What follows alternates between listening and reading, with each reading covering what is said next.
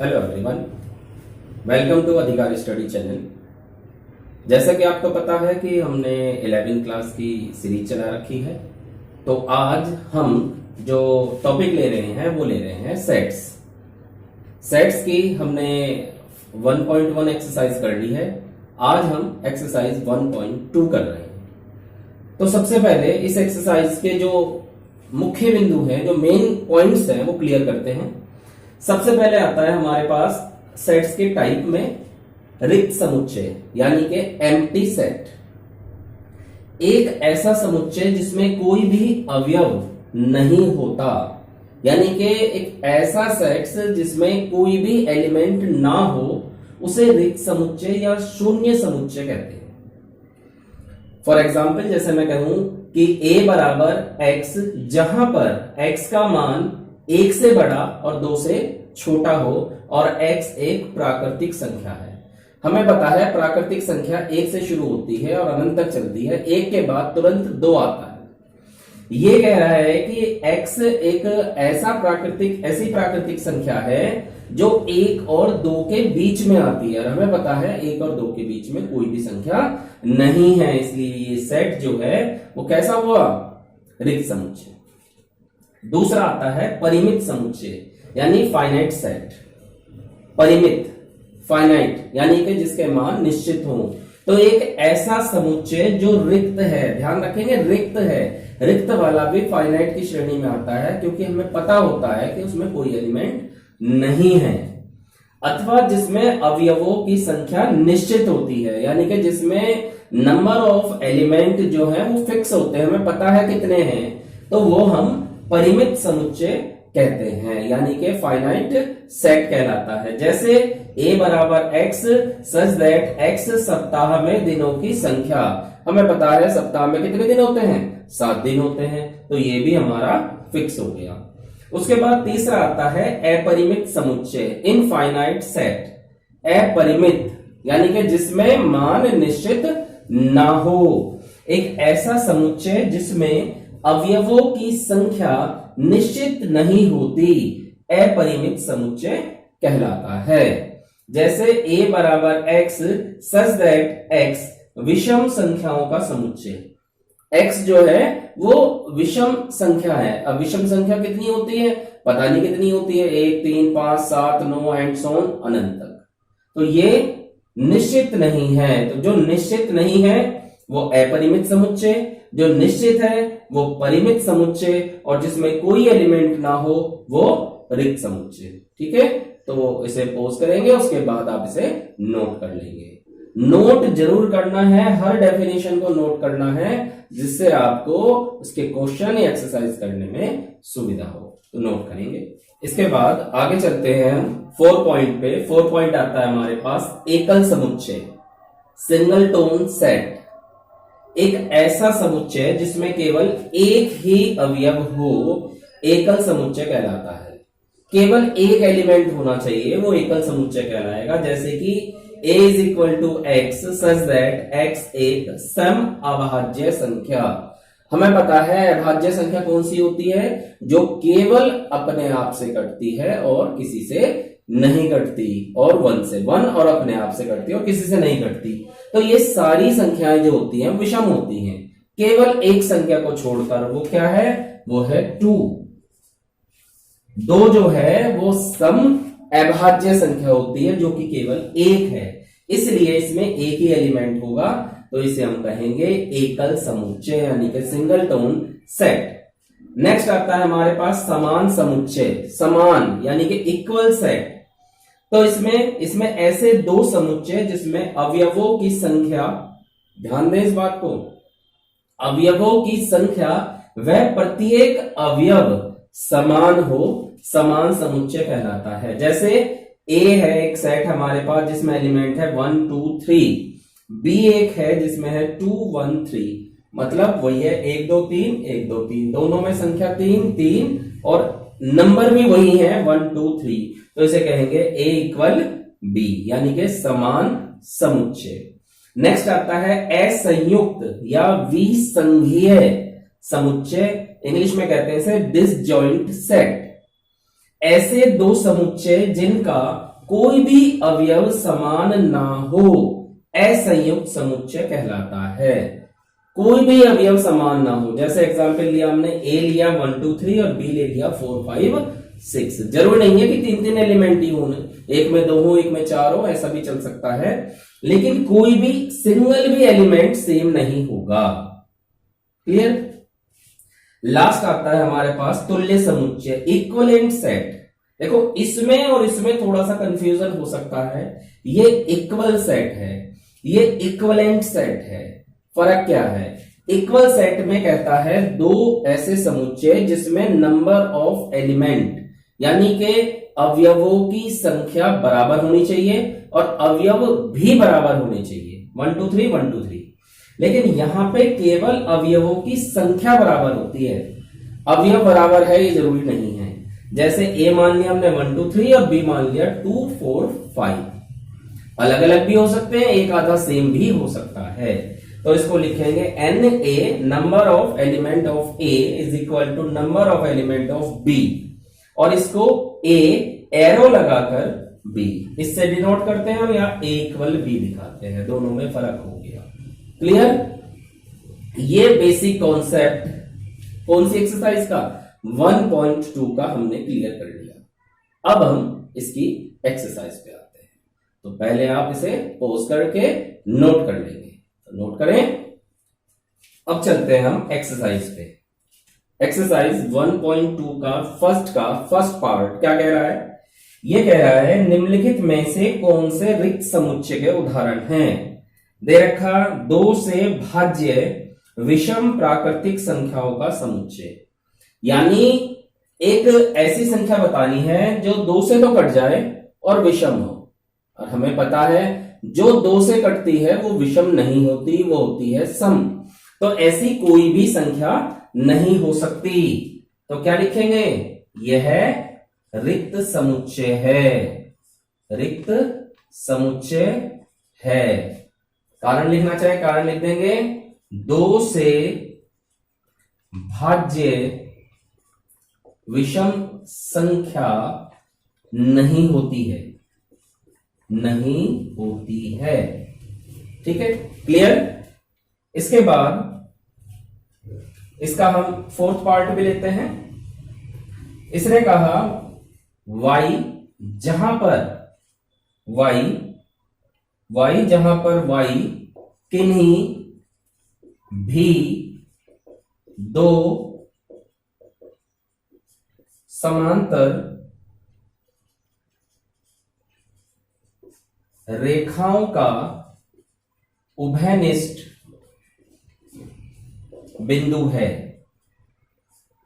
अब बात को समझें, 2 रेखाएं हैं और वो समांतर हैं, तो अगर मैं 2 रेखाएं समांतर ऐसे खींचूंगा तो ये समांतर तभी होंगी जब ये कहीं ना कटे।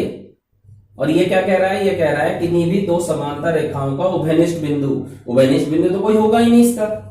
तो आंसर क्या लिखेंगे?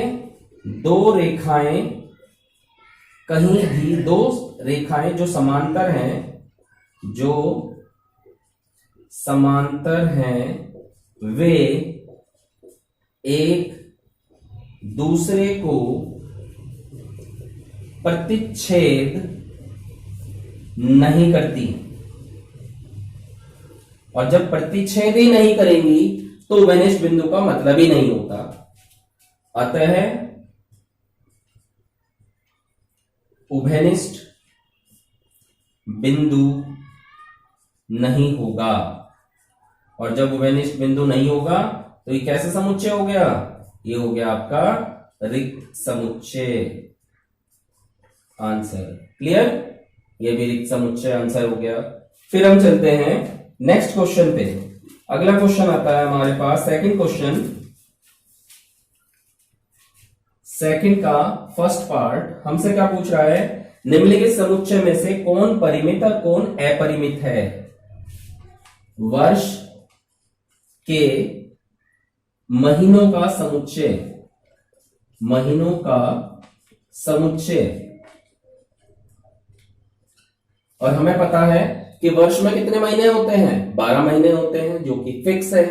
तो लिखेंगे यह निश्चित है, निश्चित है, अतः परिमित समुच्चय है, अतः परिमित समुच्चय है। ठीक है, आंसर आ गया। इसके बाद फिफ्थ पार्ट पे आते हैं इसके। 99 से छोटे, 99 से छोटे अभाज्य, अभाज्य पूर्णांकों का समुच्चय। सीधी सी बात है, 99 से छोटे तो ये भी निश्चित है, यह निश्चित है, अतः परिमित समुच्चय। ठीक है, ये आंसर आ गया। थर्ड क्वेश्चन पे आते हैं। थर्ड का फर्स्ट पार्ट, निम्नलिखित समुच्चय में से प्रत्येक के लिए बताइए, इसमें भी परिमित और अपरिमित बताना है। एक्स अक्ष के समांतर, एक्स अक्ष के समांतर रेखाओं का समुच्चय, रेखाओं का समुच्चय। अब ये हमारे पास अक्ष होता है, ठीक है। एक्स अक्ष कौन सा होता है, ये वाली लाइन होती है, ये एक्स होता है, ये एक्स डैश होता है, ये वाई डैश। अब इस रेखा के समांतर, तो समांतर कितने भी खींच सकते हैं, ऊपर भी नीचे भी, अनंत हो सकते हैं। तो इसलिए क्या लिखेंगे, यह निश्चित नहीं है, अतः अपरिमित है।